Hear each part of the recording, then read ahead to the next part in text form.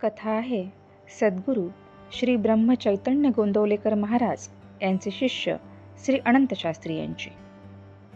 आतापर्यंतच्या कथांमध्ये अनंत शास्त्री यांचे बालपण तसेच वडिलांच्या कठोर शब्दातील प्रताडणीमुळे 14व्या वर्षी प्राणत्यागाचा प्रयत्न व त्यातून झालेला बनशंकरी देवीचा साक्षात्कार या सर्व घटना आपण बघितल्या.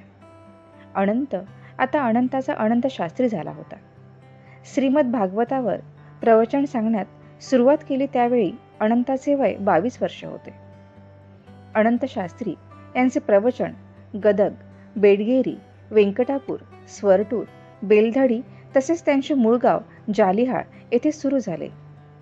ते भागवत ग्रंथावर अतिशय रसाळ व विद्वत्तापूर्ण प्रवचन सांगत. दुर्दैवाने या सुमारास अनंत शास्त्रींचे वडील बाळभट्ट यांना आपला मुलगा वेदशास्त्र संपन्न पंडित झालेले बघण्याचे भाग्य नव्हते.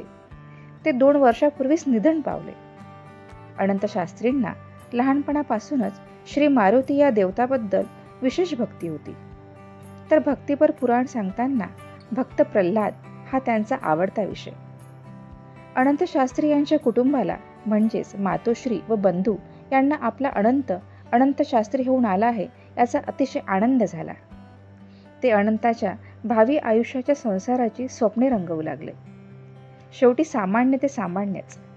त्या बिचाऱ्यांना कल्पनाही नव्हती की अनंत हा स्वतःचा संसार करण्यासाठी नसून जगाचे संसार सुधारून लोकोद्धार करणार आहे. घरचे लोक अनंत शास्त्रीच्या लग्नाच्या खटपटीस लागले. त्यांना मुलीही सांगून येऊ लागल्या. घरची मंडळी 1-2 मुलींच्या पत्रिका जुळून लग्न नक्की करण्याच्या बेतात आहेत हे अनंत शास्त्री यांना कळले. ते मूळचेच हुशार व विरक्त वृत्तीचे होते. त्यांना या मायावी संसाराचे आकर्षण नव्हतेच. त्यांचा जन्मच त्यासाठी नव्हता. लौकिक विद्या तर त्यांनी शास्त्री होऊन मिळवलीच, शिवाय ते समाजात विद्वान पंडित व संस्कृतचे गाढे अभ्यासक म्हणून समजले जात. हे सर्व सुरू असतानाच त्यांच्यावर एक दैवी आपत्ती ओढवली. ती म्हणजे त्यांच्या हातावर व पायावर कोडाचे डाग दिसू लागले. आता त्यांना कारणच मिळाले. त्यांनी कोडाच्या डागामुळे लग्न करू इच्छित नाही असा निरोप बंधूस पाठवला.